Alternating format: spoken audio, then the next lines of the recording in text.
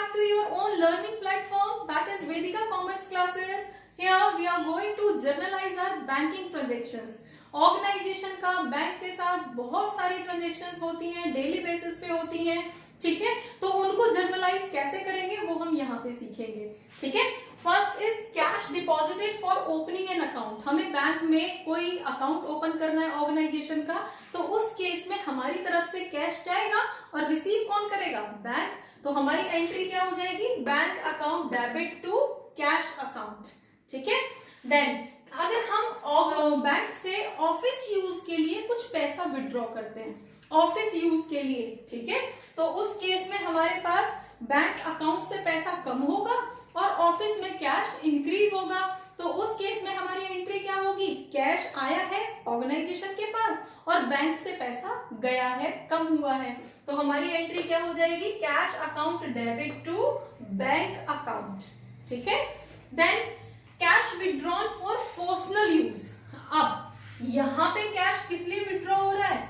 Personal use के लिए। इससे पहले एंट्री में हमारा कैश किस लिए विड्रॉ हुआ था? ऑफिस यूज के लिए। और अब किस लिए हो रहा है? Personal use. और हम बार बार डिस्कस कर रहे हैं कि अगर पर्सनल यूज के लिए कैश विड्रॉ हुआ है, गुड्स विड्रॉ हुई है, कुछ भी अगर पर्सनल यूज वर्ड आया है, it means that is drawing. तो हमारी एंट्री क्या हो जाएगी? Drawing account debit to bank account. Bank से पैसा निकला है ड्रॉइंग के नाम पे, ठीक है। Then payment by cheque to creditors, suppose mister A whatever, ठीक है। हमने अपने क्रेडिटर्स को, अब क्रेडिटर्स कौन है? जिन्होंने हमें सामान दे रखा है, उनकी पेमेंट करनी है। हमने क्रेडिट पे किसी से सामान खरीदा होगा, अब उसकी पेमेंट करनी है और वो पेमेंट हमने चेक से कर दी है, ठीक है, उसको चेक दे दिया है। तो रिसीव कौन कर रहा है? वो क्रेडिटर। तो हमारा जो रिसीवर होगा वो डेबिट में जाएगा। तो क्रेडिटर जो रहेगा यहाँ पे, सपोज मिस्टर ए हम यूज करते हैं, तो मिस्टर ए डेबिट हो जाएगा और हमारी तरफ से क्या जाएगा? बैंक, ठीक है। तो हमारी एंट्री क्या हो जाएगी? उस क्रेडिटर का नाम, तो mister A debit to bank account हमारी एंट्री होगी यहाँ पे। डन। अब हमने जो चेक इशू किया था वो बाउंस हो गया, वो डिसओनर हो गया, ठीक है। अब डिसओनर हो गया तो हमारा चेक हमारे पास वापस आ जाएगा और हमारे ऊपर वापस लायबिलिटी हो जाएगी उस क्रेडिटर की, ठीक है। तो हमारी एंट्री क्या होगी? हमारा बैंक वापस रिसीव करेगा उस चेक को, चेक हमारा वापस आ गया तो चेक की एंट्री हम बैंक के नाम से करेंगे। तो बैंक वापस आया है डेबिट और लायबिलिटी हमारे ऊपर किसकी है? उसी क्रेडिटर की, जिसको हमने मिस्टर ए के नाम से पढ़ा था, ठीक है। तो हमारी एंट्री क्या हो जाएगी? Bank account debit to mister A, ठीक है। अब हम किसी को, अपने क्रेडिटर को ड्राफ्ट से पेमेंट कर रहे हैं। ड्राफ्ट क्या होता है? चेक की तरह ही एक वाउचर काइंड ऑफ होता है। अब उस ड्राफ्ट को बनवाने के लिए, हम कोई भी ड्राफ्ट बनवाने के लिए बैंक में जाते हैं तो उसके लिए कुछ स्पेसिफिक चार्जेस लगते हैं, ठीक है। तो एक तो मुझे ड्राफ्ट का चार्जेस हुए, एक तो मुझे ड्राफ्ट का मनी लगी वहां पे, दूसरा उस ड्राफ्ट को बनवाने के चार्जेस लगे, तो मेरे लिए यहाँ पे डबल एक्सपेंस, ठीक है। और उस केस में ड्राफ्ट को रिसीव कौन करेगा? तो receiver is always a debtor. तो हमारे पास यहाँ पे एंट्री क्या हो जाएगी? मिस्टर ए डेबिट, और मुझे एक और एक्सपेंस बियर करना पड़ा था, दैट वाज बैंक चार्जेस, वो भी डेबिट होंगे टू बैंक अकाउंट। बैंक से ही तो हो रही है ट्रांजेक्शन सारी। तो हमारी एंट्री क्या हो जाएगी? Mister A debit, bank charges debit to bank account. Bank से ही हो रही है सारी चीजें, ठीक है। अब अगर हम कोई किसी भी एक्सपेंस की पेमेंट, एक्सपेंस हमारा सैलरी हो सकता है, एक्सपेंस हमारा रेंट हो सकता है, ऑफिस का, ऑफ कोर्स हम जो भी ड्रॉ कर रहे हैं हम ऑफिस की बात कर रहे हैं, ठीक है। ऑफिस के लिए हमने कोई भी पेमेंट चेक से कर दी है, तो उस केस में भी तो हमारा एंट्री क्या होगी? वो एक्सपेंस डेबिट हो जाएगा और हमारा अकाउंट कहां से, हमारा जो रिलीज हो रहा है पैसा वो कहां से हो रहा है? वो बैंक से हो रहा है। तो हमारी एंट्री हो जाएगी expense account debit to bank account. अगर वो एक्सपेंस मेरा सपोज रेंट था तो हमारी एंट्री क्या हो जाएगी? Rent account debit to bank account. अगर वो एक्सपेंस मेरा सैलरी था तो salary account debit to bank account. Done. तो जो भी हमारा एक्सपेंस है, जिस भी एक्सपेंस की पेमेंट हमने बैंक से की है तो या चेक से की है, तो उसकी एंट्री हमारी इस तरह से होगी, ठीक है। नेक्स्ट, हमने कोई चार्जेस पे की है, हो सकता है बैंक चार्जेस, आपके क्वेश्चंस के अंदर बार बार ये वर्ड आता है पेड बैंक चार्जेस, तो बैंक चार्जेस या हमने किसी भी तरह के चार्जेस पे किए हैं तो उसकी एंट्री भी सेम। अब चार्जेस क्या है, हमारे एक्सपेंस ही तो हैं, तो सेम इसी मैनर में हमारी एंट्री होगी चार्जेस के नाम से।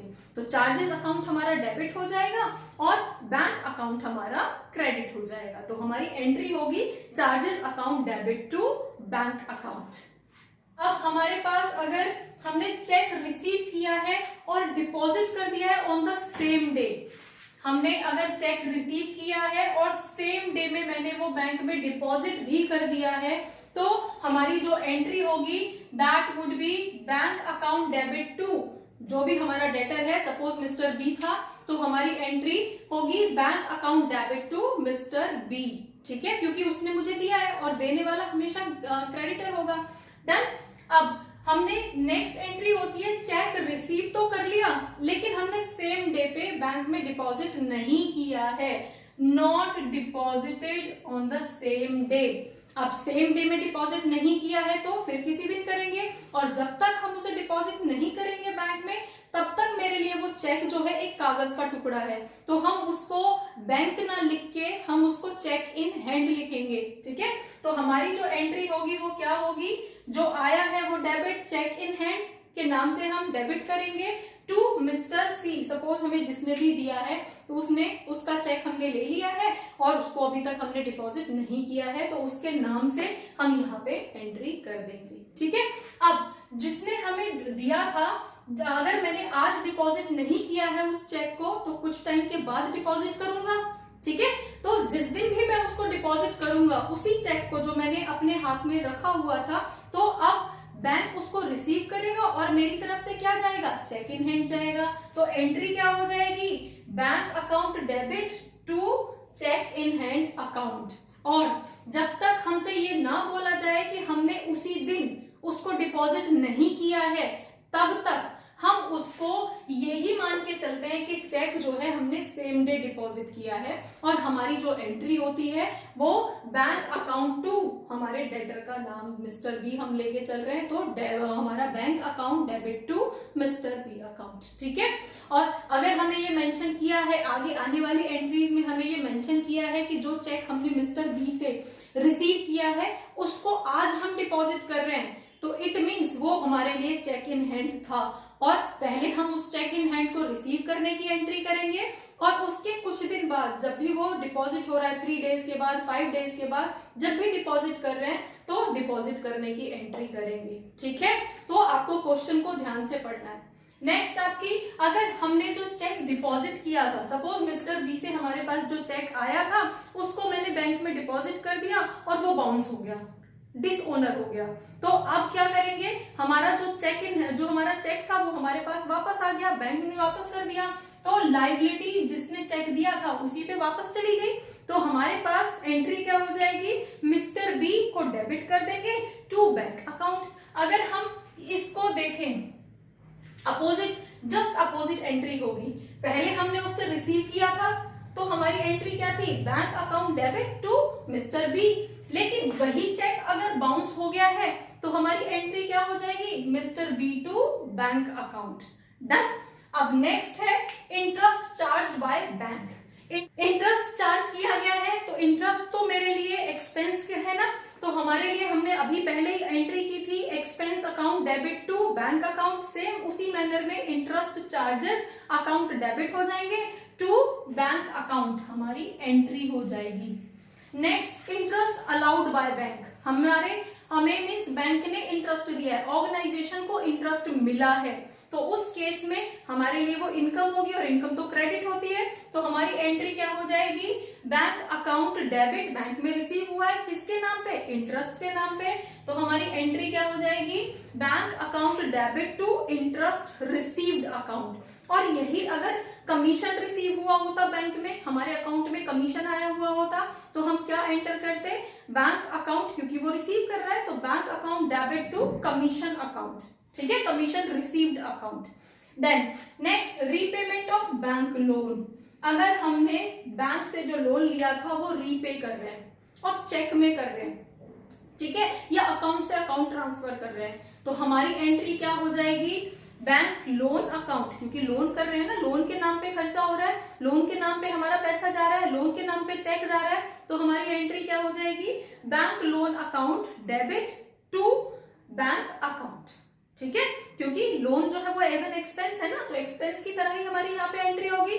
नेक्स्ट, अगर मैंने फंड ट्रांसफर किया है एक अकाउंट से, सपोज मेरा पीएनबी में अकाउंट है, मैंने एसबीआई में ट्रांसफर किया है, किसी भी एक बैंक से दूसरे बैंक में अगर मैं फंड ट्रांसफर कर रहा हूं, तो लेने वाला भी बैंक और देने वाला भी बैंक, तो हमारी एंट्री क्या हो जाएगी, bank account debit to bank account. अब डेबिट में कौन सा वाला बैंक लेना है, जो रिसीव कर रहा है, और क्रेडिट में जो दे रहा है। सपोज मैं पीएनबी से एसबीआई में ट्रांसफर कर रहा हूं, तो देने वाला पीएनबी हुआ और रिसीव करने वाला एसबीआई हुआ, तो हमारी यहाँ पे एंट्री कौन सी होगी, यहाँ पे डेबिट में एसबीआई होगी, ठीक है, और क्रेडिट में एंट्री किसकी होगी, पीएनबी की होगी। ठीक है, तो हमारी बैंकिंग ट्रांजैक्शन से रिलेटेड यही मोर और लेस यही ट्रांजैक्शंस थी। आपको होपफुली इन्हीं में से क्वेश्चन मिलेगा, इससे बाहर कहीं नहीं मिलेगा, और जर्नल एंट्री का एक क्वेश्चन 100% आता ही आता है। तो मेक श्योर कि आपको ये सारी एंट्रीज क्लियरली पता हो। ठीक है, तो हमारे साथ बने रहिए, हमारे साथ सीखते रहिए। Keep learning, keep watching. Thank you.